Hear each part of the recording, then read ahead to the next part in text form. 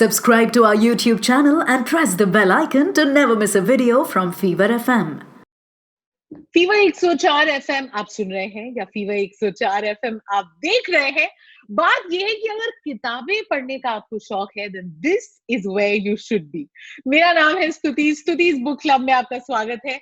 और स्क्रीन पर जो आपको नजर आ रहे हैं ये तो जाना माना नाम है, ये चेहरा आपने देखा हुआ है। He somebody who commands a lot of respect, well known journalist turned best selling author, क्योंकि आई थिंक क्या 2 हफ्ते के अंदर इनकी दूसरी किताब रीप्रिंट में चली गई। संजीव पालीवाल मेरे साथ है, बहुत बहुत शुक्रिया आपका, welcome to the show.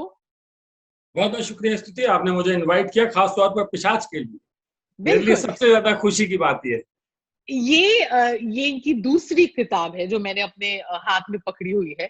And I know दे से यू शुड नॉट जज a book by its cover, but पिशाच मैं बोलूंगी कि पिशाच मुझे इतनी अच्छी लगी कि इसलिए मैं रेकमेंड करूंगी पहले आप इनकी पहली किताब पढ़े, नैना। काश तब भी हमारी मुलाकात हो जाती, बट नैना के बाद जब आप पिशाच पढ़ेंगे ना तो आपको और मजा आएगा। But I read it as a stand alone book and I can still say कि ये अगर आपके हाथ पहले लगे तो पहले इसी को पढ़ना शुरू कर दीजिए। जनरली दे से यू शुड नेवर जज a book by its cover, but देखिए कवर काफी इंटरेस्टिंग। पिशाच नाम पढ़ के आपको लगेगा कोई हॉरर जॉनर की किताब होगी, नाम में ऐसे खून के धब्बे आपको नजर आएंगे तो आपको लगेगा बड़ी ही वायलेंट है। और फिर एक फेसबुक पोस्ट, कई हाई प्रोफाइल मर्डर, ये अपने आप में एक बहुत बड़ा क्वेश्चन मार्क है कि ये किताब क्या कहना चाहता है। एक अकेली लड़की सड़क पे जा रही है, so you are going to think of a lot of things कि किताब किस बारे में है। बट लोग कहते हैं ना कि पहली बार करो तो फ्लूक है, बट दूसरी बार अगर उसी तरह बॉल अगर आपने बाउंड्री के बाहर कर दी 6 के लिए तो फिर आप एक मंझे हुए खिलाड़ी हैं। और क्राइम फिक्शन जॉनर में आई थिंक संजीव पालीवाल जी आप अपना नाम जो है वो दर्ज करवा चुके हैं as a very very readable author. बहुत बहुत शुक्रिया स्तुति इतनी अच्छी बातें करने के लिए, खासतौर से क्राइम फिक्शन नॉवल के लिए। इस देश में जहां क्राइम फिक्शन नॉवल और हिंदी में जब बात ही नहीं होती है, आपने कहा आपको मैं नैना के वक्त मिल गया होता। दरअसल जब नैना लिखा था तो कोई सोचता नहीं था कि क्राइम फिक्शन भी पढ़ा जा सकता है। हिंदी में क्राइम फिक्शन का नाम सुनते ही लोग कांपते थे कि पता नहीं क्या होगा इसके अंदर, कैसी किताबें होंगी। तो मुझे लोगों ने मना किया था कि क्राइम फिक्शन क्यों बोल रहे हो इसको, ये तो रोमांस है, तुम्हारी स्टोरी तो पूरी तरीके से रोमांटिक नॉवल है। तो मैंने कहा नहीं, लेकिन इसके अंदर मर्डर है तो क्राइम है। तो इसलिए मैं आपके पास नहीं आया था, थोड़ा सा एक हिचक थी। और तब आप मुझे जानती भी नहीं थी, आपको पता भी नहीं था, क्योंकि लेकिन नैना चल गया, उसके बाद पिशाच आ गया। पिशाच सुपर डुपर हिट हो गया, ये बात सही है। पिशाच से लोगों ने मुझे रिकॉग्नाइज करना, एक ऑथर के तौर पर लोगों ने एक्सेप्ट कर दिया कि मैं एक ऑथर बन सकता हूं या मैं ऑथर बन गया हूं। पहली किताब आपने कहा ना वो फ्लूक हो सकती है, लेकिन दूसरी नहीं हो सकती है, तो वो एक सच्चाई निकली। और सबसे अच्छी बात मेरे लिए है कि ये किताब आपने पढ़ी। जब आप जैसी जनरेशन, आपकी जनरेशन की किताबें पढ़ती है, और मैं मानता हूं कि आपने ज्यादा हिंदी किताबें नहीं पढ़ी, आप जिस बैकग्राउंड से आते हो, जिस शहर में पले बड़े हो, वहां हिंदी किताबों का पढ़ना, तो मेरे लिए खुशी की बात है कि मैं हिंदी की किताबें दोबारा पढ़वा पाने में लोगों से कामयाब हो रहा हूं, और वो भी क्राइम फिक्शन के जॉनर में, जो जॉनर हिंदुस्तान में खत्म हो चुका है, खास तौर पर Hindi. Absolutely, you know I am so glad आपने ये पॉइंट उठाया, क्योंकि जब ये किताब मुझे मिली और मैंने कहा ओहो मिल तो गई, बड़ी खुशी हुई क्योंकि ऑथर ने पर्सनली साइन करके भेजी थी। और मैंने कहा यार Hindi, and then I felt a little guilty कि हम हिंदी फिल्में देखते हैं, हम तो हिंदी गाने चलाते हैं, सुनते हैं, रेडियो शो हमारा हिंदी में है। ऐसा नहीं है कि हिंदी भाषा समझ नहीं आती या कोई और नखरे हैं, but for some reason Hindi किताबें एज लिटरेचर, मतलब कोर्स से हट के जब आप चूज करते हैं कि आप क्या पढ़ेंगे, तो हिंदी किताबें उतनी पढ़ने का मौका नहीं मिला। बट अगर कुछ इतना इंटरेस्टिंग और रोमांचक हो, I think I want to recommend it to people. So this also, like you said, एक अलग ऑडियंस तक आपकी ये किताब पहुंच रही है जिन्होंने शायद अभी तक उतनी हिंदी किताबें नहीं पढ़ी हैं, बट इस उपन्यास में आई थिंक जिसे हम बोलते हैं ना अलग फील है। देखिए, हमारा मुकाबला किससे है? मैं बोलता हूँ कि ऑथर का मुकाबला आज किससे है? ऑथर का मुकाबला सिनेमा से है और अब ओटीटी सीरीज से। ओटीटी के ऊपर इतना क्राइम है कि हम सब बैठ के देखते हैं, ग्लूड इन रहते हैं। नई सीरीज आती है, हम फटाक से देखने बैठ जाते हैं कि हमको वो देखनी है। तो बीइंग ऑथर मेरा मुकाबला उससे है। अगर मैं उतना एंटरटेन लोगों को कर पा रहा हूं जितना एंटरटेनमेंट उनको ओटीटी सीरीज से मिलता है, तो मैं कामयाब हूं। और मेरी वही कोशिश है कि जो उनको मसाला वहां मिल रहा है वो सारा मसाला इस किताब में होना चाहिए। मैं खुद को ओटीटी के साथ कंपेयर करने की कोशिश कर रहा हूं। मुझे नहीं मालूम मैं कहां तक जाऊंगा, लेकिन मेरी कोशिश ये है। I think you hit the nail on its head. बिल्कुल, क्योंकि हम सबके डेली रूटीन में वो कुछ ही, वो आधा घंटा, 1 घंटा, 2 घंटा हमें मिलता है जब हम अपने पसंद की कोई चीज करते हैं। और आजकल सच में किताबों का कंपटीशन ओटीटी या इस तरीके के एंटरटेनमेंट प्लेटफॉर्म से ही है, बिकॉज रिमोट बड़ी आसानी से हाथ आ जाता है और फिर हम बैठ के जो है देखने लगते हैं। बट वही मजा, अगर क्राइम थ्रिलर्स कितने चलते हैं ओटीटी में, पर वही मजा अगर आपको आपकी किताब में मिल जाए तो obviously you don't want to put it down, और आप वक्त निकालते हैं कि आप वो पढ़ें और उसे उसका मजा लें। अब इस बारे में हम बहुत बातें करेंगे, बट जैसे हम फिल्मों के बारे में बोलते हैं, जब रिव्यू भी करते हैं तो हम कहते हैं पूरी कहानी नहीं देते, फिर क्या क्या मजा रह जाएगा, दर्शकों को देखना है। अब हम चाहते हैं लोग ये किताब पढ़ें। इसे वेस्टलैंड एका ने पब्लिश किया है, तो if you haven't got a copy for yourself, I think you must. पर इसके बारे में आप क्या रिवील कर सकते हैं संजीव जी? देखिए, ये स्टोरी एक बहुत बड़े आदमी की है, बहुत बड़ा पोएट है, राइटर है, थिंकर है। और 2014 से पहले वो लेफ्टिस्ट था, उसके बाद वो राइटिस्ट हो गया है। जो फैशन चला उसमें, उसके बाद I am sorry to cut you, but जो मजेदार चीज मुझे लगी कि आपका बैकग्राउंड, इंसान जब अपने बैकग्राउंड पे कोई किताब लिखता है तो वो एक अलग अथॉरिटी उसको पता होती है, अंदर की चीजें पता होती है, और वो बड़े निकल के बाहर आ रही थी। काफी कंट्रोवर्शियल चीजें और काफी चीजें जो लोग सोचेंगे ये कहाँ, कौन, कैसे। तो मैं आपको मुश्किल पोजीशन में तो नहीं डालूंगी पूछ के, बट नहीं, मैं आपको बताऊंगा। देखिए, अगर आप ईमानदारी से लिखेंगे ना, ईमानदारी से काम करेंगे तो कोई मुश्किल नहीं आएगी। मुश्किल तब आती है जब आपके मन में बेईमानी। अगर आप कोई पॉइंट स्कोर करना चाहते हो, किसी के साथ स्कोर सेटल करना चाहते हो, तो मेरी जो नैना स्टोरी थी, नैना पूरी तरह न्यूज रूम बेस्ड है। न्यूज रूम की रिलेशनशिप्स के ऊपर, बॉस और उसके सबऑर्डिनेट के रिलेशंस के ऊपर, या उसके कुलीग्स के साथ जो रिलेशनशिप है कैसे डेवलप हो रही है, वो कहानी थी। मैं डर रहा था जब मैंने वो स्टोरी लिखी थी, और मैं उन्हीं के बीच में बैठता हूँ, उन लोगों के साथ बात करता हूँ, तो मुझे लगा किसी एंकर को बुरा ना लग जाए, ये सेंटेंस क्यों लिख दिया, या कोई एंकर के साथ इतनी सी भी सिमिलरिटी ना आ जाए, उसकी एज ना आ जाए, कलर कॉम्प्लेक्शन ना आ जाए, हेयर ना आ जाए, शहर ना आ जाए, कास्ट ना आ जाए। मतलब हम न्यूज रूम में बैठ के दिन भर कास्ट गिनते हैं, तो मेरा ये था कास्ट भी नहीं आनी चाहिए, सरनेम से कास्ट का पता नहीं चलना चाहिए, ऐसा सरनेम हो। तो मैं इतना अलर्ट था उसको लिखते समय। दूसरी किताब में जब लिख रहा था तो मेरे मन में कहीं एक तकलीफ थी, और उस तकलीफ को, क्योंकि मैं न्यूज का आदमी हूं, अगर मैं आज के दौर की किताब नहीं लिखूंगा, मैं जो हमारे समाज में, सोसाइटी में जो आज हो रहा है, या हमारी अपनी इंडस्ट्री में जो हो रहा है, अगर मैं उसको नहीं लिखूंगा तो फिर मैं ईमानदार नहीं हूं अपनी राइटिंग के लिए और अपने प्रोफेशन के लिए। तो मैं जानता था कि अगर मैं ईमानदारी से लिखूंगा तो कोई खफा नहीं होगा। हाँ, इतना जरूर मेरे दोस्तों ने मुझसे कहा और इतने बड़े हाथ जोड़े, बस अब माफ कर दो, अब छोड़ दो। 2 नॉवल हो गए तुम्हारे, अब टीवी को छोड़ दो, अब कुछ और कर लो। Very cool. तो ये जान के बड़ी खुशी, मुझे लगा था कि कुछ तो रिश्तों में खटास पता नहीं आई है। नहीं, मैं पूछूंगी सबसे। नहीं है, कोई नहीं है। सबने बस इतना हाथ जोड़ा, छोड़ दो। हालांकि जिनसे आनी चाहिए उनसे कभी सामना होगा तो देखेंगे क्या होता है। चलिए, ये तो दिस कॉन्वर्सेशन इज ऑफलाइन, जो हम यहाँ नहीं कर सकते। बट अभी संजीव जी जो हमारी ये कॉन्वर्सेशन सुन रहे हो, आई थिंक अभी तक हमने जितनी भी इसके बारे में बात की और इस जॉनर के बारे में बात की, ऑलरेडी लोगों का इंटरेस्ट काफी हाई हो गया होगा, वो मन बना चुके होंगे कि ये किताब तो हमें उठानी चाहिए। एक आप जर्नलिस्ट हैं और क्राइम को देखना, बहुत क्लोज क्वार्टर से रिपोर्ट करना, ये तो आप इतने सालों से करते आए हैं। उसके बाद एक क्राइम फिक्शन ऑथर बनने की वो कौन से गुण है जो मुझे तो लगता है बड़े नेचुरली आपके अंदर थे, you have a natural flair, but वो क्या चीजें हैं? देखिए, एक तो नजर होनी चाहिए, आपका इंटरेस्ट होना चाहिए पहले तो क्राइम में। सबसे पहली चीज है, अगर आपका इंटरेस्ट है, आप हर रोज न्यूज़पेपर पढ़ते हैं और क्राइम की स्टोरी पढ़ के जानने की कोशिश करते हैं कि किसी ने यार इसका मर्डर किया तो क्यों किया, क्या रीजन रही, ऐसा मर्डर कोई क्यों कर सकता है, हमारे न्यूज़पेपर अगर आप उठाकर देखें, खासतौर से हिंदी के न्यूज़पेपर, इंग्लिश में भी होता है बट हिंदी में ज्यादा होता है।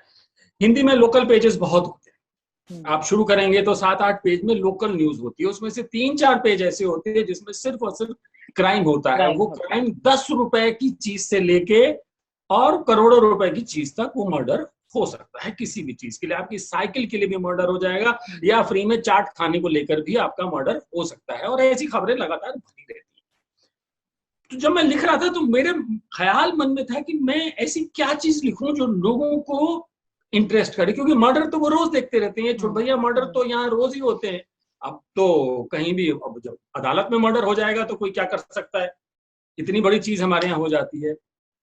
फिर मैंने सोचना शुरू किया, क्योंकि मैं इंटरनेशनल पढ़ता हूँ बहुत सारा, तो मुझे लगता है हाई सोसाइटी क्राइम के बारे में या मिडिल क्लास और अपर मिडिल क्लास के बारे में हमारे यहाँ लिखा नहीं जाता है। और साथ ही जो हमारी सामाजिक दिक्कतें हैं, जो सोसाइटी की दिक्कतें हैं, उनको कनेक्ट करते हुए जो क्राइम होता है उस पर कोई बात नहीं करता, उसको सब पर्दे के पीछे डाल देते हैं, उसको छुपा देते हैं। तो मैं उस तरीके की चीजों को लेकर आया और मुझे लगा कि ये अगर मैं ये लिखूंगा और आसान जबान में लिखूंगा, एक ऐसी जबान में लिखूंगा जो सबको समझ में आती है, जो हिंदी पढ़ सकते हैं उनको भी, या जिन्होंने 9-10 तक तो सबने हिंदी पढ़ी होती है, अगर उनको भी समझ में आ जाए तो मेरा काम आसान हो जाएगा।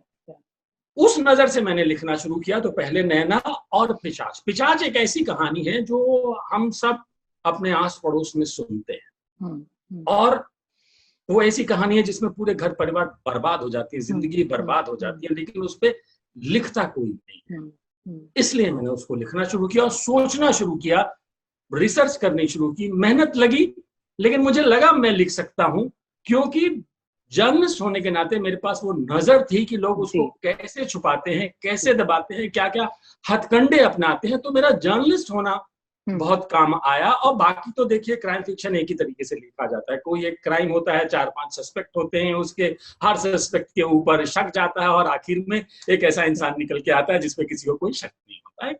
सब जगह सारी दुनिया की कहानी यही होती है। नहीं, बट ये जो पॉइंट आपने बोला, टेम्पलेट तो सेट होता है, हर जॉनर का होता है, बट यहाँ तो मतलब हर पन्ने में कोई twist. And you know, generally इस जॉनर में ये होता है कि जो रीडर है वो खुद भी अपना दिमाग चला रहा होता है कि मैं ज्यादा स्मार्ट हूँ इस किरदार से जो इन्वेस्टिगेट कर रहा है, और हम भी you know bar bar dead and पे पहुंच रहे थे कि नहीं, ये सही नहीं बैठा, ऐसे नहीं बैठा। तो पहले तो आप ये रिवील करिए कि ये जो सारा आपने तिगड़म किया था, ये पहले प्लान्ड था या लिखते लिखते कहानी आगे बढ़ती गई? पिशाच में दिक्कत ये थी कि नैना में मुझे कुछ लोगों ने ये बोला कि उन्होंने गेस कर लिया था कि मर्डर किसने किया। तो आपने चैलेंज ले लिया? तो मैंने चैलेंज ले लिया। मैंने कहा अब मैं देखता हूँ कि पिशाच में कौन गेस करता है, कैसे गेस करता है। मैं इसको इतना घुमाऊंगा स्टोरी को, और पॉइंट पे लाने के बाद भी मैंने उसको घुमा दिया। अब कोई नहीं कर सकता इसको। संदीप पालीवाल जी को चैलेंज नहीं करना है, मतलब नो वंडर मैं तो सांस ही फूल गई पढ़ते पढ़ते। मैं को ये तो मतलब सही बैठ ही नहीं रहा है। अच्छा, अब a lot of people, like I said, कि नाम ऐसा है पिशाच कि इंसान जो नहीं जानता वो सोचेगा पता नहीं हॉरर है क्या है। ये नाम आपने क्यों चूज किया, ये आप मेरे लिसनर्स को बताइए। मैं जब स्टोरी लिखने बैठा तो मुझे समझ में नहीं आया कि उस इंसान को मैं क्या नाम, जिसने ना जाने कितने घर बर्बाद कर दिए। और हिंदी में बहुत सोचता रहा, अंग्रेजी में सोचता रहा, ड्रैकुला, वैम्पायर, मॉन्स्टर, ये सब नाम होते हैं, डीमन। हिंदी में राक्षस, चुड़ैल, भूत, इस तरीके की चीजें आती हैं। तो एक नाम आया पिशाच। पिशाच को जब मैंने सोचा तो ये था कि ये नाम सही है, लेकिन इसमें एक खतरा था। लोग सोचने लगेंगे पैरानॉर्मल कुछ है, हॉरर है कुछ। एक बड़ा खतरा था। लेकिन मैंने पूरी थीम, पिशाच की थीम पे लिख दी।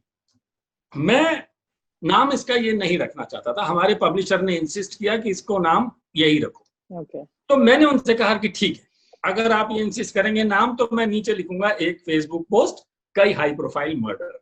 मैं इसको मॉडर्न दिखाना चाहता हूँ। मैं नहीं चाहता कि मैसेज कहीं से चली जाए कि कोई हॉरर स्टोरी है, कुछ पैरानॉर्मल है। मैं इसको एक क्राइम थ्रिलर ही दिखाना चाहता हूँ जिसकी सेटिंग एकदम मॉडर्न है, आज के दौर में घट रहा है, जिसे लोग पढ़े तो उनको लगेगा हाँ हमारे आसपास ही कुछ हो रहा है। तो बस ये था, और कोई वर्ड मुझे अच्छा मिला नहीं, ये बेस्ट वर्ड मिला, क्योंकि पिशाच के बारे में कहा जाता है पिशाच आदमखोर होते हैं, इंसानों का खून पीने वाले होते हैं। इससे बेहतर नाम हो नहीं सकता था, आज पलट के देखता हूँ तो। यू नो, इस किताब की मुझे जो आई थिंक दो चीजें जो स्ट्रेंथ लगी, एक लाइक आई एडमिटेड कि मैंने बहुत सारी हिंदी किताबें नहीं पढ़ी हैं, तो आपने जिस तरीके की भाषा का प्रयोग किया, after a while it got very easy, कि ज्यादा मुश्किल नहीं था, यू नो, आसान भाषा में, बट कहानी पे पूरी पकड़।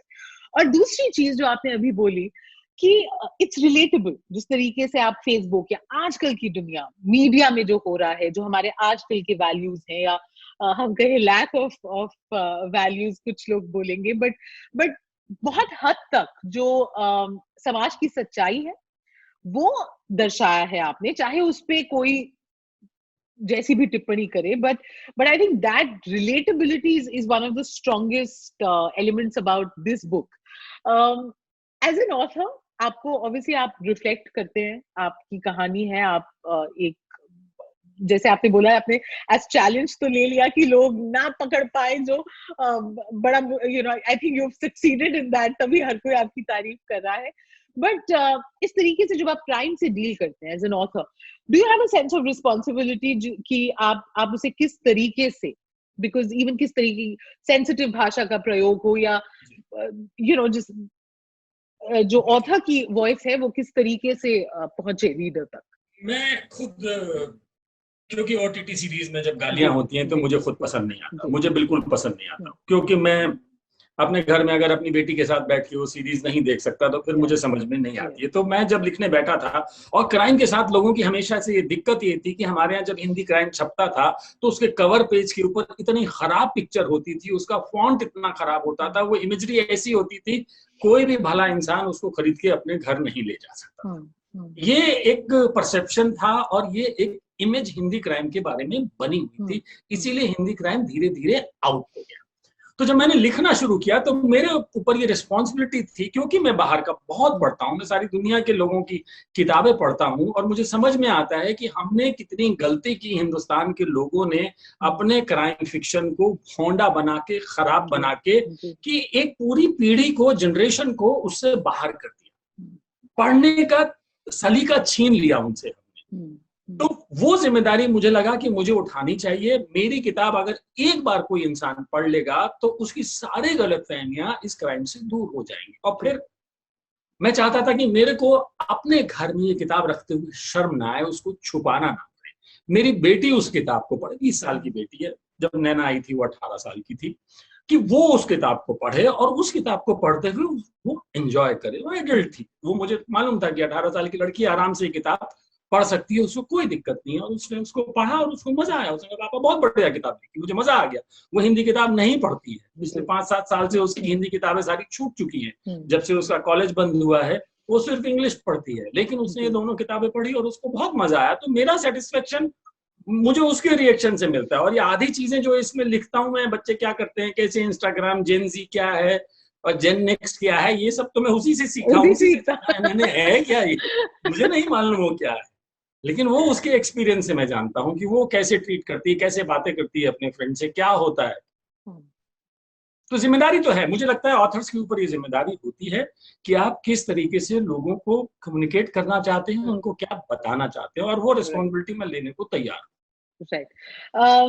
संजीव जी, ये शो स्तुति's बुक क्लब, जहां हम ऑथर्स को फीचर करते हैं, बिकॉज ये क्लब है उन सभी का जिनको किताबें पढ़ना पसंद है। और हर इंसान जो किताब पढ़ता है वो कहीं ना कहीं, चाहे दूसरों को बताए या ना बताए, पर खुद अपने दिल में कहता है एक दिन मैं भी किताब जरूर लिखूंगा, मेरे अंदर भी एक कहानी है। तो वो तो सबके अंदर होती है। एंड आई एम श्योर कि वो अगर हमारी कॉन्वर्सेशन इस वक्त सुन रहे हैं या देख रहे हैं, वो आपसे ये टिप्स चाहेंगे। आप इतने बिजी पत्रकार, उससे आपने वक्त निकाल के ये पहली किताब, जैसे आपने बोला कि तब किसी ने एक्सपेक्ट नहीं किया था, and you know, Naina did so well, और फिर कॉन्फिडेंस आया, और अब आप सेकंड किताब के साथ। तो क्या डिसिप्लिन एक ऑथर का चाहिए to be able to write a book? मुझे भी नहीं पता था, आपने बहुत अच्छा सवाल पूछा। जब मैंने लिखना शुरू किया था, मैंने 2008 में पहली कोशिश की थी किताब लिखने की, लेकिन मैं लिख नहीं पाया था। 2008 से 2019 तक मैंने कुछ नहीं लिखा। 11 साल में कोशिश करता रहा, लेकिन मैं कुछ कहानी पूरी नहीं कर पाया। क्यों नहीं कर पाया मुझे नहीं मालूम, 2019 में मैंने एक स्टोरी लिखनी शुरू की। मैं से मूड में आता था, मैं कभी मुझे मेरे पास टाइम होता था तो मैं लिखना शुरू कर देता। तो मेरे एक कुलीग हैं, उनका नाम जयप्रकाश पांडे है। एक दिन मैं लिख रहा था, वो आए मेरे पास और मैंने उनसे पूछा, हाँ कहिए। तो उन्होंने कहा क्या लिख रहे हैं। अब ये बड़ा अजीब सा सवाल था उनका, जो उन्होंने मुझसे पूछ लिया। किसी को किसी से क्या लेना देना, मैं कुछ भी लिख रहा हूँ। तो मैंने उनकी तरफ देखा, मैंने कहा मैं इस आदमी को क्या जवाब दूं, ये पांडे जी हैं, अब ये पूछ रहे हैं मुझसे कि क्या लिख रहे हैं। भाई आप क्यों पूछ रहे हैं मुझसे? तो फिर उन्होंने दूसरा सेंटेंस बोला, कोई नॉवल लिख रहे हैं क्या? अब ये एक ऐसा सेंटेंस था जो मैं किसी से एक्सपेक्ट नहीं कर रहा था, किसी को नहीं पता था कि मैं क्या कर रहा हूं या क्या करना सोच रहा हूं। मैं लिख रहा था। मैंने कहा हाँ लिख रहा हूं। तो बोले अच्छा मुझे भेज दीजिए। अब ये बड़ी अजीब सी बात थी। मैंने कहा भेज देता हूँ मैं आपको। मैंने एक चैप्टर लिखा हुआ था, मैंने उनको भेज दिया। उन्होंने पढ़ा, थोड़ी देर बाद टहलते हुए फिर वापस आ गए वो मेरे पास। बोले बहुत अच्छा लिखा है। मैंने कहा वाकई अच्छा लिखा। बोले हाँ बहुत अच्छा लिखा। पांडे जी बहुत बड़े एडिटर रहे अपने वक्त में, 10 साल तक वो एक बड़ी मैगजीन के एडिटर थे। बोले बहुत अच्छा लिखा, इसको पूरा कीजिए। मैंने कहा यही तो प्रॉब्लम है, पूरा तो होता ही नहीं है। तो बोले एक काम कीजिए, और ये सब लोग बहुत ध्यान से सुने। बोले एक काम कीजिए, रोज नियम बना लीजिए कि आपको 1000 वर्ड रोज लिखने। किसी दिन हो सकता है आप 500 वर्ड्स लिख पाए, किसी दिन हो सकता है आप 2000 वर्ड लिख लें। बात मेरी समझ में आ गई। और बोले रोज मुझे भेज दें आप। और मैंने ये नियम बना दिया कि मैं रोज लिखने बैठता था, चाहे अर्ली मॉर्निंग हो चाहे लेट नाइट हो, ऑफिस से आने के बाद रात के 11 बजे 12 बजे मैं अपना लैपटॉप खोल के लिखता था। और यकीन मानिए 4 महीने में बुक कंप्लीट हो गई इस डिसिप्लिन में। पहली किताब, पहली नैना। नैना ऐसे कंप्लीट हुई। तो मुझे ये समझ में आया आपको एक डिसिप्लिन बनाना है, रोज अपना लैपटॉप खोलना है, डेस्क पे टेबल पे बैठना है और लिखना शुरू करना है। चाहे आधे घंटे बैठिए, 15 मिनट बैठिए, कुछ टाइप करना है, चाहे 200 वर्ड लिखिए। एक कुछ दिन तो ऐसे आए मैंने सिर्फ एक सेंटेंस लिख के छोड़ दिया क्योंकि मेरा अकल काम नहीं की, लेकिन अगले दिन मैं लिखता चला गया। तो ये एक डिसिप्लिन बना लीजिए कि रोज लिखना है। देखिए मोरलेस ये दोनों किताबें जो हैं ये 80,000 वर्ड्स की हैं। अब 80,000 वर्ड्स का मतलब 80 डेज, 3 महीने का वक्त है। हो सकता है 30 दिन आप कुछ ना लिखें, तो 4 महीने में आपकी किताब कंप्लीट हो जाएगी। 1-2 महीने आपको रिसर्च में लगते हैं, तो 6 महीने में आप चाहें तो एक किताब लिख सकते हैं। ये सीधा सा सच्चा सिद्धांत है, सरल है। अगर इतना डिसिप्लिन आप बना लेंगे तो काम हो जाएगा। Sanjeev ji, I can assure you, you are making it sound very easy, but इसमें टैलेंट की बहुत और फ्लेयर की बहुत आवश्यकता है जो आप में है। but I think it's a very precious tip जो कई लोग नहीं बताते हैं। but आपने बिल्कुल सही बोला कि एक चाहे समय ना बांधो, but ये जरूर बात बांधो कि रोज लिखना है लैपटॉप खोल के, और किताब आपकी जरूर पब्लिश होगी। अच्छा, मैं आपको सुन रही थी और आप बार बार बोल रहे थे कि आप बहुत पढ़ते हैं और ये जॉनर पर्टिकुलरली आप बहुत पढ़ते हैं। आपके पर्सनल फेवरेट्स कौन है? 4-5 हैं मेरे। देखिए एक तो डेविड बर्डा की मैं पढ़ता हूँ लगातार, ली चाइल्ड पढ़ता हूँ मैं डैनियल सिल्वा पढ़ता हूँ। डैनियल सिल्वा आज की तारीख में मेरा फेवरेट है। उनका जो कैरेक्टर है गैब्रियल एलन, मैं वैसा कोई एक कैरेक्टर बनाना चाहता हूँ, एक स्पाई थ्रिलर लिखना चाहता हूँ और कुछ ऐसा कैरेक्टर तो मुझे जैक रीचर भी बहुत पसंद है जो ली चाइल्ड ने लिखा है। ये 3-4 लोग हैं। देन एक किताब आई थी अभी कुछ दिनों पहले, द साइलेंट पेशेंट, एलेक्स मैक्लेडीज करके हैं, उनकी किताब बहुत बढ़िया थी। उनकी दूसरी किताब भी आ गई है, वो मुझे बहुत पसंद है। लेकिन 2 ही किताबें आई हैं। इसके अलावा ऑथर जेम्स पैटरसन को खूब पढ़ा है मैंने अपने टाइम में, डैन ब्राउन को पढ़ा हुआ है। पढ़ता मैं सभी हूँ जो आ जाते हैं, लेकिन ये शुरू में इयान रैंकिन को भी पढ़ा था मैंने। लेकिन मेरे को फास्ट बहुत पसंद है, जैसे मेरी किताबों में तेजी होती है ना, कट घट रहा हो।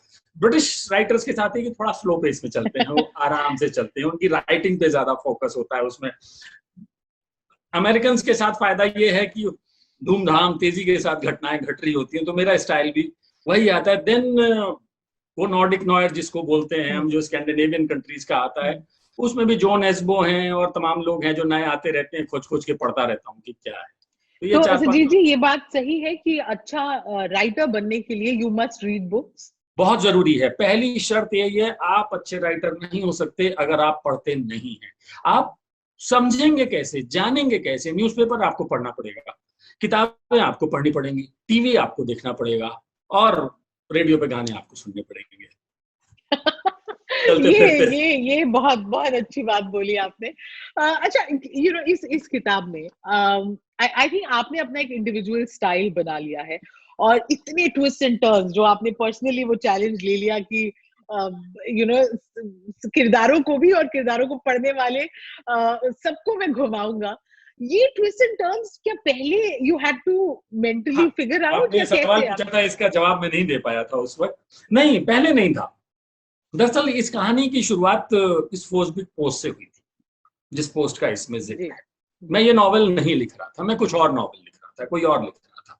मैंने एक फेसबुक पोस्ट पढ़ी, उस फेसबुक पोस्ट को पढ़ते ही मेरे दिमाग में ये ख्याल आया इस नॉवेल का, कि अगर ऐसा हो तो क्या होगा। अभी तो सिर्फ पोस्ट लिखी गई है, लेकिन कोई पोस्ट लिखने के बाद एक्शन लेने लगे, फिर क्या होगा। और वहां से कहानी मेरे दिमाग में बननी शुरू हुई, और फिर मैं रोज लिखता चला गया। पहले से कुछ नहीं था। एंडिंग में एक्चुअली जो लास्ट चैप्टर है वो भी सीन में कहीं नहीं था।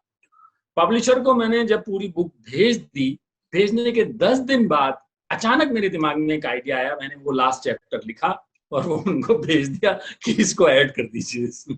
तो उन्होंने कहा, है ये क्या है, इसको कैसे ऐड कर दीजिए। तो कुछ भी फिक्स नहीं था, ये सब होता चला गया अपने आप। डेस्टिनी थी वो। इस किताब को हर ऐसे ही किरदार की भी अपनी डेस्टिनी। हाँ, हर किताब की अपनी डेस्टिनी होती है, वो बस होती चली गई। कुछ भी पहले से प्री प्लान नहीं था। एक्चुअली जो इसमें एक सीन में नैना आती है, वो भी नहीं आना था, वो भी अचानक ही आया है। एक दिन बैठे बैठे सोचा कि अब कहानी को आगे कैसे बढ़ाऊं, कहानी क्योंकि अब तो पूरी खुल चुकी है, अब उसको समेटना भी तो है, बंद भी तो करना है भाई। दरवाजे आपने सारे खोल दिए, अब ताला डालो, बंद करो, किताब खत्म करो। तो किताब खत्म करने के लिए नैना की एंट्री जरूरी हो गई। लोगों ने, जैसे आपने बोला कि this is a certified hit और ऑलरेडी रीप्रिंट में चली गई है, आपको पर्सनली एज एन ऑथर कौन सी किताब ज्यादा अच्छी लगी? नैना। नैना खुद से ज्यादा खुश हो फर्स्ट गए? बुक थी एक्चुअली, और फर्स्ट बुक में डर बहुत ज्यादा होता है, और क्योंकि अपनी इंडस्ट्री के ऊपर थी तो उसमें डर बहुत ज्यादा था, इसलिए नैना बहुत पसंद है। और कुछ सीन कई बार तो मैं जब पढ़ता हूँ तो मुझे लगता है अच्छा ये मैंने ही लिखे, मुझे यकीन ही नहीं होता कि मैंने ही लिखा था। अच्छा, एक दिन एक लड़की ने मुझसे ऑफिस में एक डायलॉग बोला, तो मैंने कहा बहुत अच्छा डायलॉग है। तो उसने ऐसा किसी बड़े महान लेखक ने लिखा है। किसने लिखा है? बोली आपने लिखा है अपनी किताब में। तो ऐसा भी होता है, लेखक को आप खुद ही भूल जाते हैं कि आपने क्या लिखा है। तो नैना मेरा जो है वो फर्स्ट लव। क्या बात है। तो जो सुन रहे हैं और देख रहे हैं, ऑफ कोर्स नैना तो आप मौका लगे तो जरूर पढ़िए, बट ये इनकी लेटेस्ट किताब है Pishach, which I recommend you should read. बहुत बहुत शुक्रिया आपका संजीव जी, बहुत मजा आया। But before I let you go, like I said, we have to be very careful कि हम कितना रिवील करें और कितना ना करें, क्योंकि किसी के रीडिंग प्लेजर कम नहीं होना चाहिए। बट टारगेट ऑडियंस क्या है? जो लोग अभी सोचें कि ये किताब उठाएं, उन्हें आप क्या बोलेंगे? क्या चीज है इसमें जो उन्हें बहुत मजा आए? 18 से 35 साल की उम्र के लोग आराम से इस किताब को उठाएं। वो आज का हिंदुस्तान देखेंगे कि आज के हिंदुस्तान में क्या घट रहा है, आज के हिंदुस्तान की पॉलिटिक्स देखेंगे, आज के हिंदुस्तान का टीवी चैनल देखेंगे, आज के हिंदुस्तान का सोशल मीडिया देखेंगे। आपको पूरा आज का हिंदुस्तान, आज के हिंदुस्तान की पॉलिटिक्स समझ में आ जाए। क्या बात है, बहुत बहुत शुक्रिया। और समा, मुझे लग रहा है कि आप तीसरी किताब में काम करना शुरू कर चुके हैं। आधी हो गई है। अरे, तो मतलब हम बुक कर रहे हैं आपको स्तुति's बुक क्लब में। आप जरूर आइए जब वो आप लिख लें। बट वो भी कंटिन्यूएशन में है या क्या, उसके बारे में? अभी तक तो नहीं है, अभी तक तो नहीं। अच्छा, चलिए।